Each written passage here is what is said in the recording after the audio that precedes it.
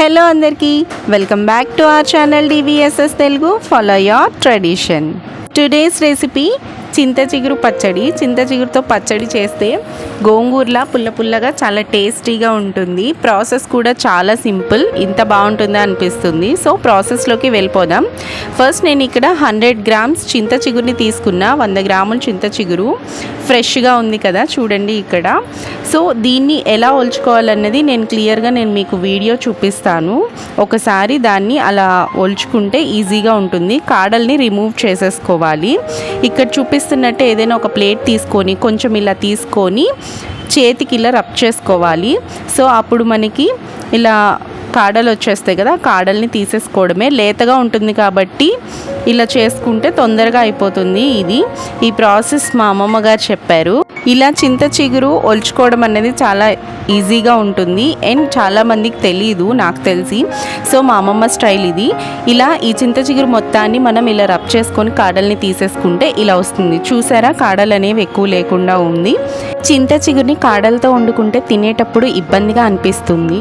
So కాడల్ని remove చేసాక ఇలా ఉంటుంది. ఈ కాడలు చూసారా ఎన్ని వచ్చాయి, ఇంకా చాలా ఉన్నాయి. ఇవి వేస్ట్, పక్కన పెట్టేసుకోండి. అండ్ ఇప్పుడు స్టవ్ మీద ఒక పాన్ పెట్టుకొని అందులో 2 టేబుల్ స్పూన్స్ నువ్వుల్ని వేసుకొని ఫ్రై చేసుకోవాలి. గోల్డెన్ కలర్ వచ్చేంత వరకు ఫ్రై చేసుకొని ఈ నువ్వుల్ని ఫ్రై అయిన తర్వాత ఒక బౌల్లోకి తీసి సైడ్ పెట్టుకోండి. అండ్ ఇప్పుడు అదే పాన్లో 3 టేబుల్ స్పూన్స్ ఆయిల్ వేసుకొని 20 లేదా 25 20 or 25 ఎండుమిరపకాయలని చిన్న చిన్న ముక్కలుగా కట్ చేసి గోల్డెన్ కలర్ వచ్చేంత వరకు ఫ్రై చేసుకోండి వీటిని కూడా. సో వన్స్ ఇవి ఫ్రై అయిపోయిన తర్వాత వీటిని కూడా ఒక బౌల్లోకి తీసి సైడ్ పెట్టుకోండి. కలర్ అనేది చేంజ్ అవ్వకూడదు, మీడియం ఫ్లేమ్లో పెట్టుకొని ఫ్రై చేసుకోండి ఎండుమిరపకాయలు. ఇప్పుడు అదే పాన్లో మనం ఒలిచి పెట్టుకున్న చింత చిగురిని వేసి ఈ చింత చిగురిని మగ్గించుకోవాలి. ఇక్కడ చూస్తున్నారు కదా, ఈ గ్రీన్ కలర్ అన్నది మనకి మగ్గిపోయిన తర్వాత ఇలా వస్తుంది. సో లో ఫ్లేమ్లో పెట్టుకుంటే జస్ట్ ఒక 5 మినిట్స్లో మనకి రెడీ అయిపోతుంది ఈ చింత చిగురు అన్నది. ఇలా అయిన తర్వాత స్టవ్ ఆఫ్ చేసేసి దీన్ని కూడా ఒక బౌల్లోకి తీసుకొని సైడ్ పెట్టుకోవాలి. ఇప్పుడు నెక్స్ట్ ప్రాసెస్, మనం వేగించి పెట్టుకున్న నువ్వులు, ఎండుమిరపకాయలు, ఈ చింత చిగురు అన్నది కొంచెం కూల్ అయ్యేంత వరకు ఉంచండి. వేడి చల్లారిన తర్వాత ఇక్కడ ఒక మిక్సీ జార్లో ఫస్ట్ ఎండుమిరపకాయలని వేసుకొని దానికి 1 టీ స్పూన్ జీలకర్ర, రుచికి సరిపడా సాల్ట్ అనేది ఎక్కువ పడుతుంది పులుపు కాబట్టి, సో చూసి వేసుకోండి.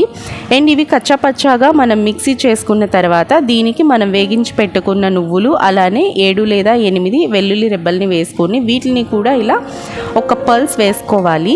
అండ్ నెక్స్ట్ మనం వేగించి పెట్టుకున్న చింత చిగురిని కూడా వేసుకొని మిక్సీ చేసుకోవాలి. మధ్య మధ్యలో దానికి సరిపడా కొంచెం వాటర్ని వేసుకొని ఇక్కడ చూపిస్తున్నట్టుగా పచ్చడిని రెడీ చేసుకోండి. చింత చిగురు పచ్చడి మనకి రెడీ అయిపోయింది. ఇప్పుడు దానికి తాలింపు 2 టేబుల్ స్పూన్స్ ఆయిల్ వేసుకొని తాలింపు సామాన్లు వేసుకోండి. ఆవాలు, జీలకర్ర, సాయమినపప్పు, పచ్చిశనగపప్పు అండ్ ఒక ఎండుమిరపకాయ. సో వీటిని మొత్తం గోల్డెన్ కలర్ వచ్చేంత వరకు ఫ్రై చేసుకొని మనం ముందుగా చేసి పెట్టుకున్న పచ్చడిని వేసే ముందు స్టవ్ ఆఫ్ చేసేయండి. తాలింపు వేసిన తర్వాత స్టవ్ ఆఫ్ చేసేసి ఈ పచ్చడిని ఇందులో వేసి మొత్తం తాలింపు దీనికి పట్టేలా మొత్తం మిక్స్ చేసుకోండి ఒకసారి. ఇక్కడ చూపిస్తున్నట్టుగా స్టవ్ ఆఫ్ చేసి పచ్చడి వేసుకోండి. చూసారా పచ్చడి ఎంత కలర్ఫుల్గా ఉందో, అంతే టేస్టీగా ఉంటుంది. మనం చేసుకున్న చింత చిగురు పచ్చడి అనేది రెడీ అయిపోయింది. ఇది వేడి వేడి అన్నంలో నెయ్యి వేసుకొని తింటే సూపర్ ఉంటుంది. పుల్ల పుల్లగా అచ్చం గోంగూర పచ్చడిలా తిన్నట్టు ఉంటుంది. చాలామందికి స్కిన్ ప్రాబ్లం ఉన్న వాళ్ళు గోంగూర తినరు. సో అలాంటి వాళ్ళు ఇలా చింత చిగురు పచ్చడిని చేసుకొని తినండి.